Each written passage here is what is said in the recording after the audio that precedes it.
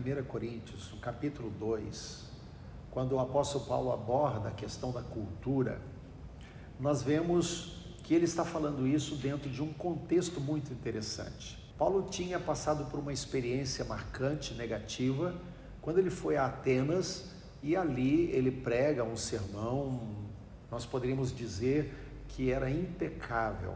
No entanto, o efeito daquela mensagem pregada em Atenas quase não teve resultado, fruto de pessoas, foi muito pouco. Quando Paulo então chega em Corinto, logo depois, ele vai dizer aqueles irmãos lá, depois quando ele escreve a carta, que quando ele foi ter com eles, quando ele esteve em Corinto, ele não foi em palavras de sabedoria humana, mas ele foi em espírito e poder, ou seja, pelo Espírito Santo e o poder de Deus. E aí ele então vai falando a respeito da sabedoria do mundo, da sabedoria dos poderosos, porque a sabedoria dos poderosos é originada nesse mundo. E Tiago, a carta de Tiago nos diz que a sabedoria desse mundo, ela é terrena e ela é maligna.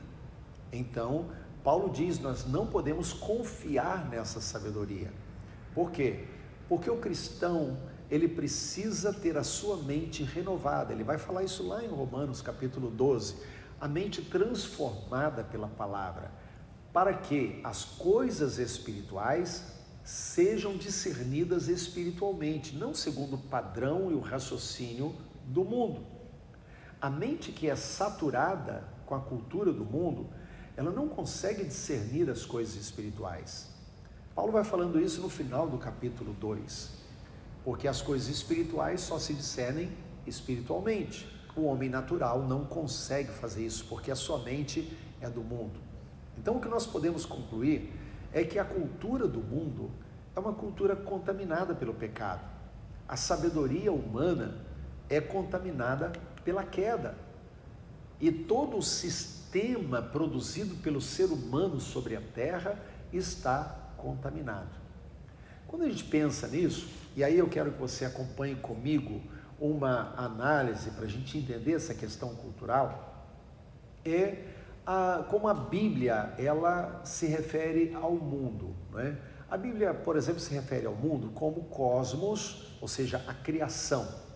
A criação geme esperando a manifestação dos filhos de Deus. Está falando de tudo que foi criado. No princípio criou Deus os céus e a terra. Mas também a Bíblia fala de mundo como sociedade humana. Então, porque Deus amou o mundo de tal maneira, Deus amou as pessoas, sociedade humana, Deus ama as pessoas. Mas a Bíblia também, ela fala do mundo como sistema, ou os sistemas que regem a vida humana sobre a terra. Se nós pegarmos qualquer grupo de pessoas, ou uma cidade, ou uma nação, um estado, enfim, você vai ver que ali existem sistemas. Numa cidade ou num país existe o sistema de saúde, sistema de segurança, sistema religioso, sistema político e por aí vai.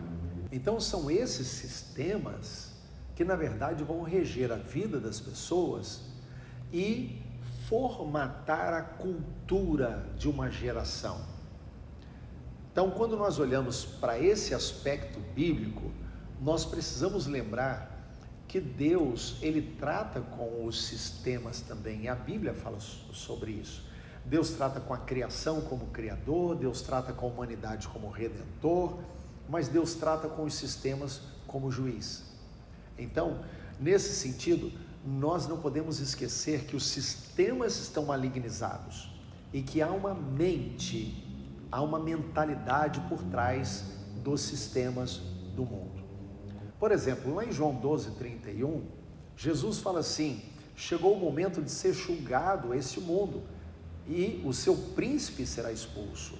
Ele está falando dessa mente maligna que está por trás dos sistemas, que está por trás da cultura desse mundo. Lá em João 14, verso 30, Jesus também fala assim, ele diz: já não falarei muito com vocês, porque aí vem o príncipe desse mundo, o governante desse mundo, aquele que tem dominado os sistemas desse mundo. No capítulo 16 de João, do verso 8 ao verso 11, ele está falando do Espírito Santo, dizendo que o Espírito Santo virá para convencer o mundo do pecado, da justiça e do juízo. E quando fala de juízo, ele diz que convencerá o mundo do juízo, porque o príncipe desse mundo já está julgado. Então a Bíblia está cheia de texto e Jesus está falando a respeito de uma mente maligna que está por trás disso tudo. Então a sabedoria desse mundo, ela jamais poderá ensinar o cristão sobre o que fazer.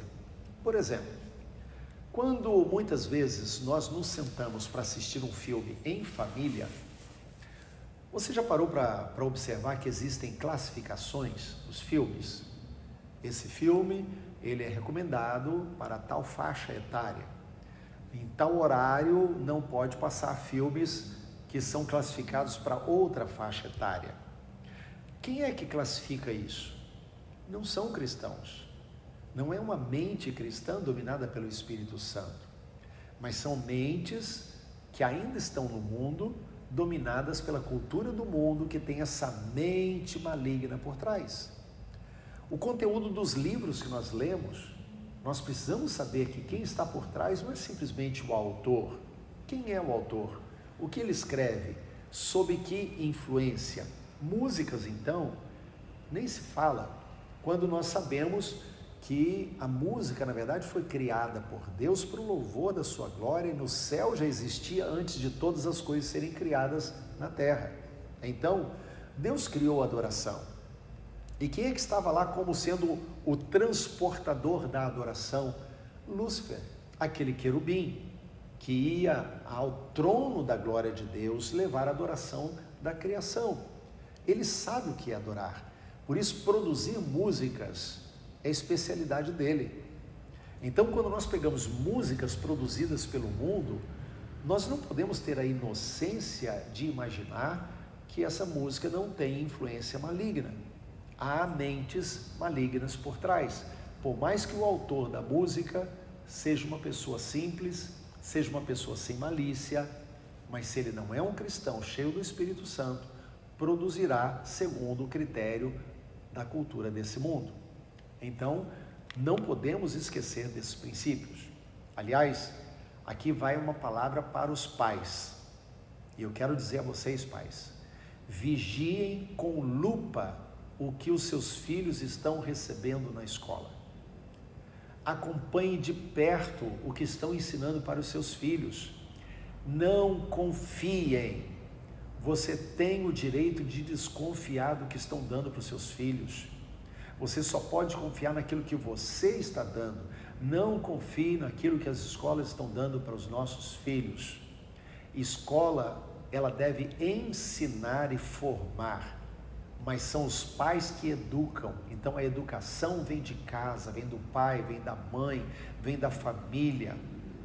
Então, não é generalizado o que eu estou falando, né? Mas é muito comum nós encontrarmos livros ou professores dando aulas ou mandando fazer pesquisas com conteúdo sexual, que muitas vezes fere a inocência das nossas crianças, ou trabalhos ou leituras que vão formatar a mente dos nossos filhos em função de ideologias políticas, ideologia de gênero, linguagem neutra e outras coisas mais. Então eu quero repetir para vocês, a sabedoria desse mundo jamais pode ensinar o que nós cristãos temos que fazer.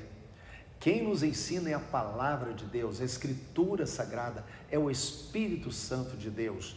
Então você que é pai, que é mãe, vigie de perto o que os seus filhos recebem na escola, na internet, na televisão, nos livros, no celular, enfim. Agora, aquilo que é cheio do Espírito Santo, uma pessoa cheia do Espírito Santo, ela pode discernir as coisas espirituais e as coisas naturais. Mas aquilo que é gerado na sabedoria humana não tem condições de discernir o que é espiritual. Então mantenha-se firme na palavra, seja radical na palavra, não aceite aquilo que tem origem no mundo, alimente a sua alma, a sua mente, o seu coração, os seus pensamentos com as coisas que vêm de Deus. Paulo nos ensina isso. Ele diz para a gente pensar nas coisas que vêm de cima, não as que são aqui da terra. Porque o que nos alimenta é o que vem de Deus, não da cultura podre que está nesse mundo.